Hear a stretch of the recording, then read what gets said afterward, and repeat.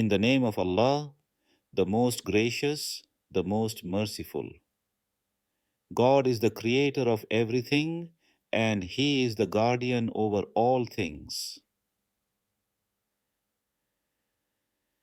God creates everything. To Him belong the keys of the heavens and the earth.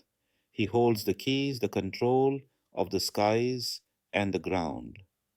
So glory be to Him in whose hand is the dominion of everything, and to whom you will be returned. These verses really highlight God's grandeur and glory, don't they? They tell us that everything in the universe comes from God's treasures, sent down in a specific, measured way. Every living creature on earth is under His control. These verses express God's absolute sovereignty. We're going to look at 12 glimmers, like rays of sunlight, to show the light of belief in God. The first glimmer: belief in God's unity, Tawheed, comes in two forms. Well, simply accepting God exists is faith. But Tawheed is deeper. It's saying that from the atoms to the stars, everything is created by that one Creator, and He has no partner. So, there are two ways to understand this unity. Imagine a huge shipment of various goods arrives in a town or a marketplace. How do people know who it belongs to? The first way is superficial. A common person looks at the massive amount of goods and says, wow, wow, look at all this stuff. Only a huge company or a very powerful person could own all of this. No one else could handle it. This is a general conclusion based on the sheer size of it. But here's the problem. When your belief is just general like that, there's room for theft. Someone could sneak in, grab a pot or a blanket, and claim, this is mine. And since you only claim the whole belongs to the owner, you can't easily disprove them. The goods get divided up. This is like people who say, God created the universe, but then claim a tree created the apple or nature created the flower. They start assigning partners to God. The second way is the true way. This person looks at every single package, every bolt of cloth, every item, and sees the owner's personal seal, their signature, their brand on each individual piece. They read the writing on the box, they recognize the logo, they say, this specific item belongs to that owner. When you see the signature on every single item, no one can claim a piece for themselves. In the same way, belief in God has two levels. One is superficial and general. You say, stay, God is one, He has no partner, the universe belongs to Him. This is the faith of the common people, maybe like what we learned from our grandparents. It's good, but it lacks detail. The second is true Tawheed. This is when you see the stamp of God's power, the seal of His Lordship, and the signature of His pen on everything. You look at an apple, a tree, a fly, or a season, and you see a window opening directly to God. You realize that everything comes directly from His hand of power. You realize He has no assistant, no partner in His divinity or His ownership.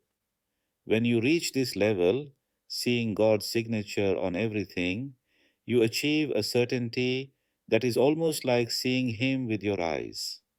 You gain a constant sense of His presence. You realize that no matter where you go in the world, God sees you. You are in His presence. In this text, we are going to explore the rays of light that lead us to this pure, elevated, true Tawheed. A warning within the first point. Now, a word for the heedless person who worships causes. Someone who thinks science or nature does the work. Causes are just a veil. God's dignity and grandeur require them to be there. But make no mistake, The power doing the work is God's power. In a human kingdom, a king has officials and ministers because he is weak. He can't be everywhere at once, so he needs help. But God is not like that. God is present everywhere with his power. He doesn't need officials to help him run the universe. So, why do causes exist? Why do we have biology, physics, or intermediaries? They are there to serve as a buffer for our minds. God uses them to cover up things that might seem ugly or messy to our superficial eyes. Think of it like this: there are things in life that seem harsh or dirty on the outside: death, disease, mud. If we saw God's hand directly in those things, we might complain or think it's undignified for the Creator. So God puts causes in the middle.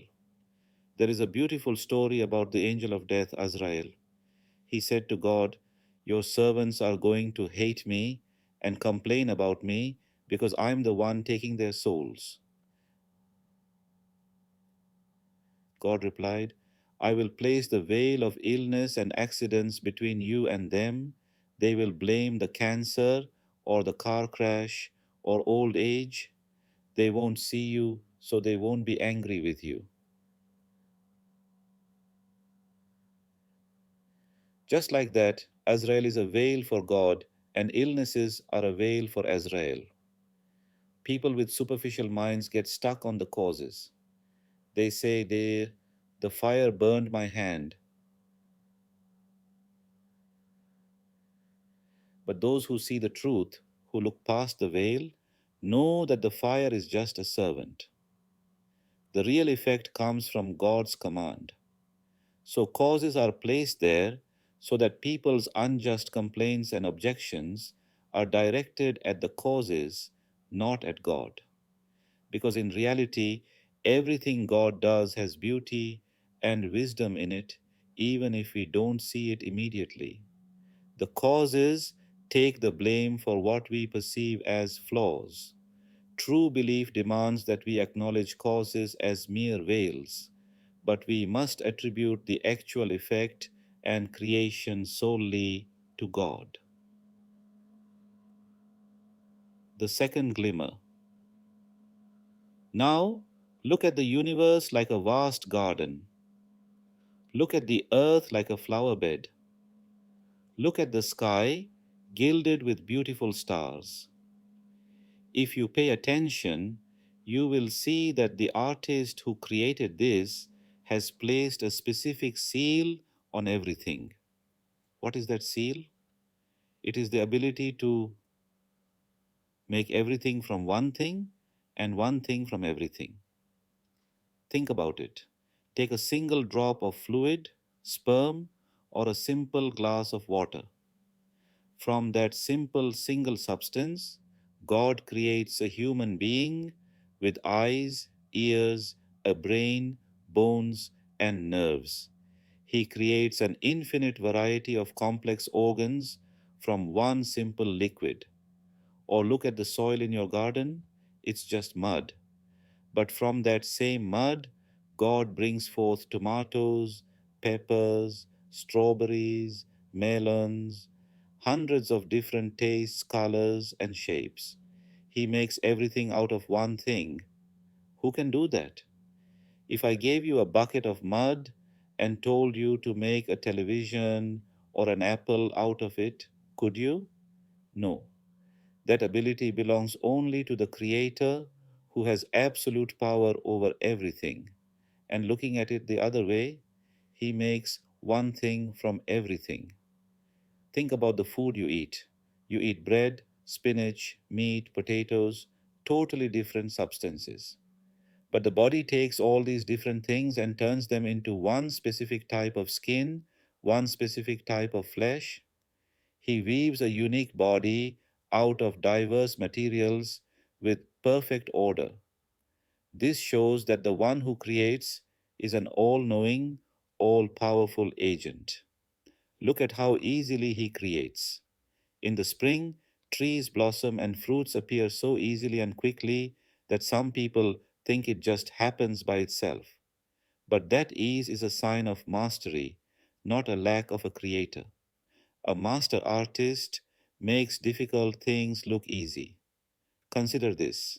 If you saw someone take a handful of cotton and turn it into silk, then wool, then nylon, and then, miraculously, turn that same cotton into dessert and cake, you would say, this person is a magician.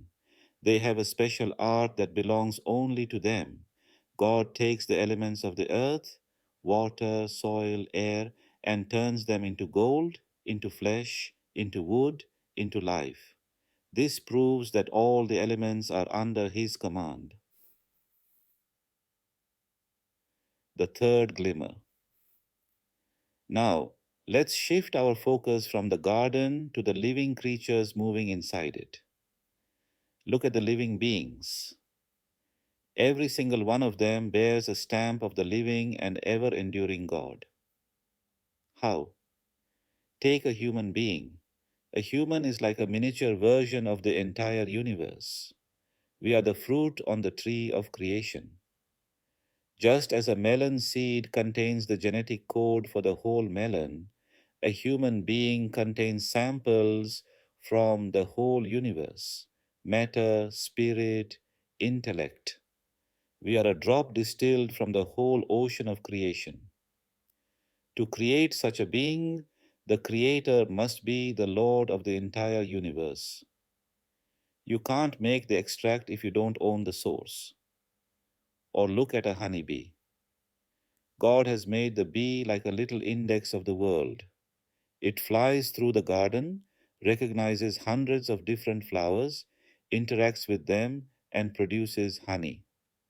The bee has a program written into it that relates to the whole environment. To create the bee, you have to know and own the flowers, the sun, and the seasons. Think about a tiny fig seed. It looks like nothing, but inside that tiny dot, God has written the entire program of a giant fig tree.